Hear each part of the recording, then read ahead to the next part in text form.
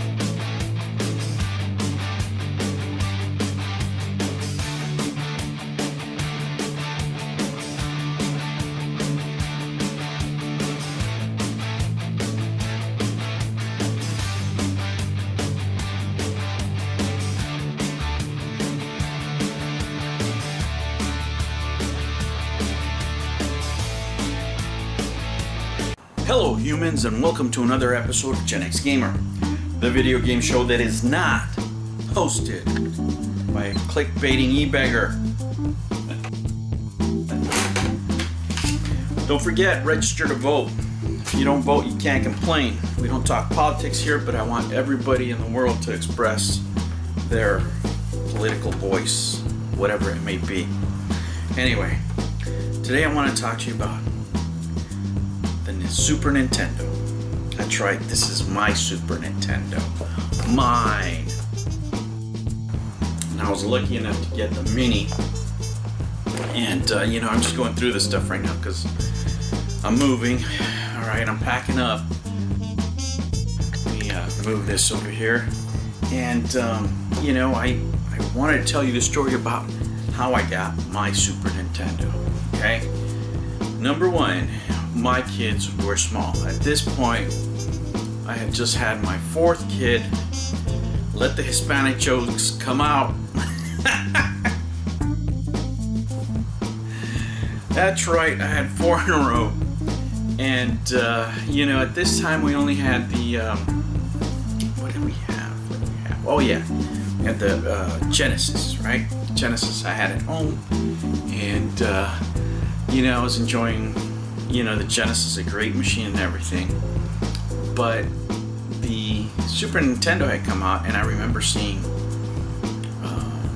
the commercials and seeing the Super Mario on it, and it was just like mind-blowing. The graphics were just so smooth, you could tell there was always something different about Nintendo, specifically with this machine, everything was smooth and tight, and the graphics were great. You could just tell it was a quality machine right away. Right away, it was everything you wished that the NES could be, right? It boom, right out the door, right? And I always wanted it, but I remember at the time it was just an impossibility, I had young kids, and on top of that, there was just not the budget, with 4 kids, there's not a lot of money to go around. And at that time, I was just buying like a lot of, old Sega cartridges, and that's how I would entertain myself. I remember that the most expensive game that I had ever, that I ever bought up to that point, I got myself for Christmas, was the Streets of Rage that cost me $72, right? And I had saved that money up through, quarters and dimes and nickels and stuff like that, because I wasn't gonna, obviously take it from the house budget, but anybody that would give me, like a Christmas present or whatever, I just put it in there, right? Garage sales, whatever. And because I didn't have, I didn't have the Street Fighter, right? Street Fighter wasn't coming out for the Genesis, and I don't know if you guys remember, Nintendo wasn't doing that great at first, Genesis was kicking their butt, but there's 2 things that changed it, that changed it around, and then the Super Nintendo went bonkers. The first thing, and the major thing, was Street Fighter. When Street Fighter came out with the Super Nintendo, all bets were off because you weren't playing Street Fighter on the Genesis. You just weren't, you know, and just everybody else had on the Super Nintendo, and I would see, you know, people play, talk about it, my friends, my co-workers, everybody had it. Everybody had Street Fighter, except for me, of course, you know. I had Streets of Rage, which is Streets of Rage 2, and don't get me wrong, it's an amazing game, right? But I was playing, you know, whenever I could, I would play, you know, Street Fighter on the arcades. And I really, it was a dream, like, you know, wanting to play at home, right? So, but I didn't really have the means, right, to buy a Super Nintendo. I mean, I just didn't. So anyway, to make a long story short, you know, I was working really hard.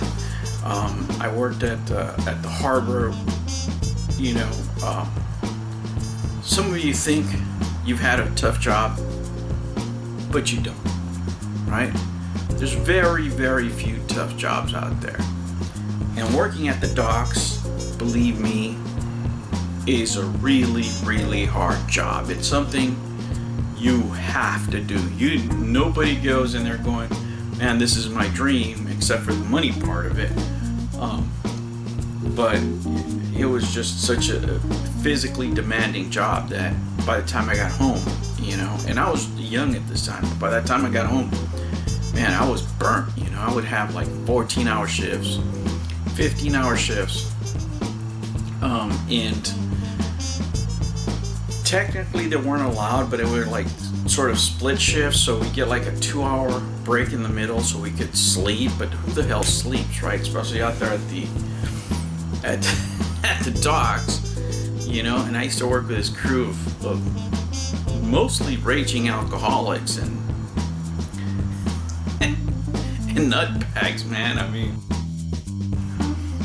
you know, I'm glad I had a Game Boy because I really had nothing in common with these guys. And then on top of that, I was their supervisor because I was the only one that knew how to use a computer, even back then, right? Because I learned how to type in high school, and then I taught myself computers. I went, you know, took a couple classes and stuff, but that's the reason I was their boss. So I had, you know, this is a job that was physically demanding. It was crazy, and then at the end of it all, I would have to be by myself a lot, which I didn't mind because I didn't want to be doing what these guys were doing on their breaks, right? Half of them were getting drunk, and I knew it, and I just had to like turn a blind eye because this is all unionized, right? And the other half were like hotboxing in containers. Anyway, so I would play my Game Boy a lot, which, you know, wasn't a bad thing. I remember having Super Mario Land 2, a couple other games, but that's the one that I really like to play. I also like to play billiards a lot for whatever reason. But anyway, and I remember I also had tennis, you know, and that's why I wanted to play tennis today, because I was getting at those feels. It's just something to play right away that doesn't stick in your mind. You know, I like a lot of games like that, and that's why I played tennis on the live stream today. So anyway, that was my life then. Was basically work 4 days in a row. You know, then one day I would just do all the honeydew stuff, take care of the market, do all that other stuff, and then try to spend time with the kids. But I had another job because, you know, it's 4 kids, right? So anyway, I didn't have, you know, a lot of time to myself, and I didn't have a lot of time for video games. You know, with 4 kids, you know, what could I do, right? So anyway, I never thought I would get the Super Nintendo. I never thought I would get this Super Nintendo. So what happens, right? Now I'm not going to say any names here because I still know the people. I still know the people. So anyway, so this particular person had adopted a couple of young men. Turns out that, you know, for Christmas, like, you know, she was trying to make him feel good and everything. she gets them, the Super Nintendo, you know, with the Mario game, and it was just, they should have been having an amazing time, but these were the kind of kids that really didn't like video games for whatever reason, man. They just didn't like video games. They liked hanging outside and you know, causing mayhem and shit like that. And so one of the kids, for whatever reason, decides to start a fire with his mattress. He does. There's no explanation, right? There's no explanation. I didn't even know about it till I got back, you know, and I heard that the fire department was there, and you know, this is big old thing, and the neighbors were, you know, just chaos, right? Oh, just absolute chaos. So anyway, so then they tell me, hey, you know what? These guys don't even play with this. They don't even deserve it. Would you consider buying it? We know you like video games. And I was like, oh man, you know. I said, you know, and consider this, guys. I was pretty young. Okay, I was pretty young. Honestly, I was about 24, 25 years old, and I'm not too savvy, you know. So the first thing I say is, you know, I wish I had the money, but I don't, you know. I mean, the most I could do is give you $100, you know. And that was the truth. I mean, and even those $100, you know. But, you know, that's what I said. And they said, okay. Oh my gosh. You know, I felt like when you go to The Price is Right, you know, and you spin the wheel and you get the dollar or the green sign or whatever that is. That's exactly how I felt, man. And sure enough, I connected that puppy, and I was playing with my kids. You know, the kids were small, you know, they were just like looking at it. I think my oldest was like 5, you know, or 6 years old. But they, you know, they just like looking at the cartoon and watching me play, you know, and I would play it, and the little bit of time that we had. But that's how I got my Super Nintendo, right? I mean, and a lot of the games I collected, that I've collected throughout my life, they're all me as an adult, right? The only game the only 2 game systems that I bought for me were the Atari 2600 and the ColecoVision. Everything else after that, I had to buy on my own, right? And so I don't have a lot of cool stories, you know, and I really like listening to stories where, you know, you waited for Christmas and you get the right thing at the right time. Hold on a second. And that's why this is special to me. You know, my kids don't realize it, but like, the reason this was like the best Christmas present is because that's one of the very few times in my life where at Christmas I wanted something. I wanted that one particular thing, and I got it. You know, I just got it.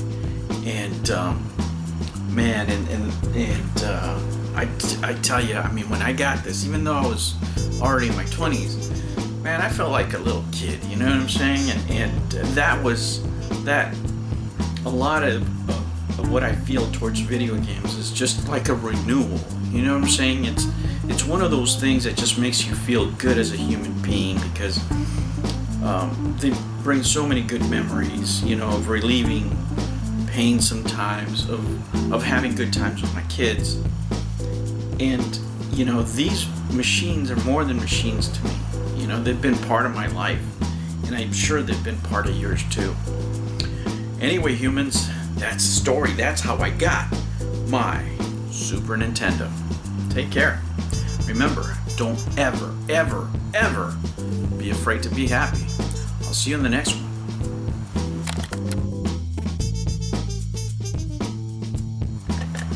It's time to pack. Oh no.